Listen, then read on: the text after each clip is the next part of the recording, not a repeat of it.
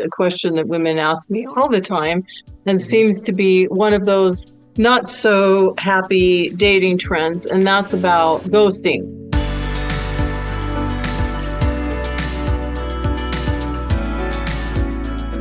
One of the things that seems to happen is people are kind of having a good connection, or at least it seems that way. And then it's not that women don't ghost, but I work with women, so they're talking about men ghosting. And then someone just like drops off the map.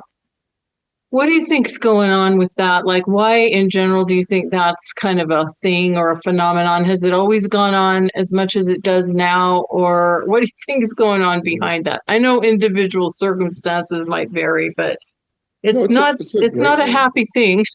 It's a great topic. I think we need to talk about it. Number one, I don't agree with ghosting at all, right? I think it's very cowardice in a lot of ways. But I do understand why some people would do it, right? For me, the reasons that come to mind, number one, they're involved with someone else, right? And it's easier, if I didn't get immediately what I wanted from you, then it's easier for me to just drop off than it is for me to try to have a conversation about it, because I don't have the time or space to really pursue you the way in which I thought I could. That's one. Number two, they just weren't that interested.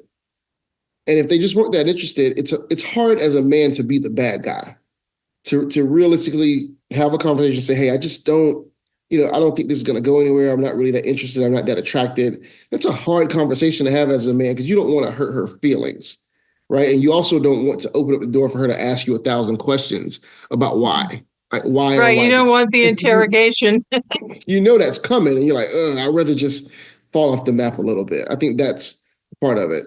Some people are just scared of confrontation. They feel like this could be a confrontational thing if we have this conversation, right? So I think that's a part of it as well. But the other part of it is there's so many options right now. Like, you heard of FOMO, like fear of missing out. But if you're on a dating app and you're swiping, I feel like there's so many people that have so many options, perceived options, right? Because they're not realistic options for them. Right. They're perceived options that they feel like they could just surface level swipe, and it's nothing. It's no problem, no harm, no foul if I just stop talking to you, because they assume you're doing the same thing, right? I do think if you've only talked to somebody a couple times and you don't talk to them again, that doesn't mean, if you don't talk to them again, that's fine. But when you've invested in someone, you've been on dates, you've talked on the phone, you've got to know each other, they've invested time and energy and effort into you, I think you deserve for it to be a mutual kind of discussion about this, right? Otherwise, it's very hurtful for both parties. It is hurtful. For men and for women. When men get ghosted, their feelings are hurt. They just act like they aren't.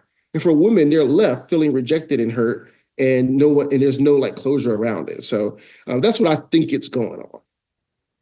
Right. And that's the word I always hear from women. I just want some closure. And, again, I talked to my husband about this one day, and he said, well, you have closure. It's just not the closure you wanted. The decision has been made. Right. And I thought, well, yeah, that's true. That's one way to look at it. You do have closure. It's just not the closure you wanted. But I also do understand that it's awkward, or that it's tricky, no matter which side of that equation you're on. It's tricky to have to tell someone you're not really that interested, or you don't think it's going to go forward.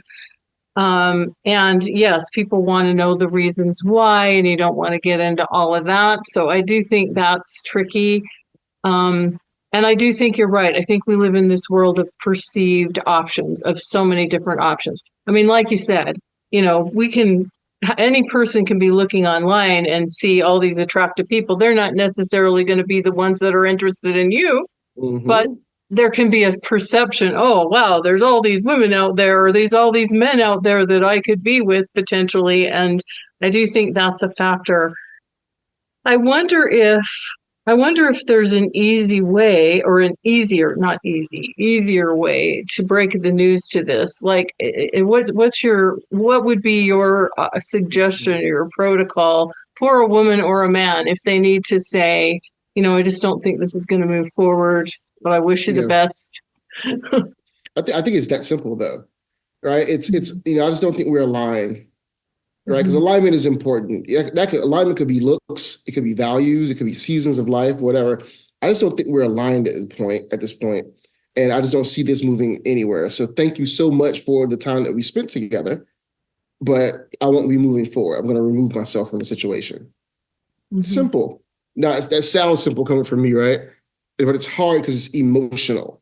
You know what I mean? So it is. It's simple. It's simple in terms of the language. It's hard in terms of doing it and also hearing it. But I also do think that does allow someone the ability to move on and not like be haunted or wondered.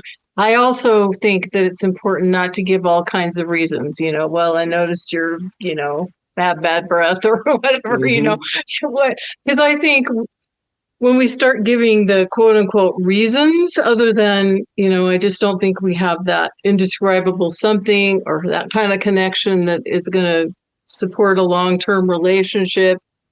When we start giving reasons, then people are either going to be really offended, try to talk us out of it, or, try to convince us otherwise that we're wrong about whatever we perceive. They'll get defensive.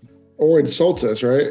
That's another part of it. Yeah, or insult. Some very immature men will get very defensive and feelings hurt, and they start saying mean things, right? The same thing, I've seen women do it too. So everybody does, we say we're adults, but everybody's not mature.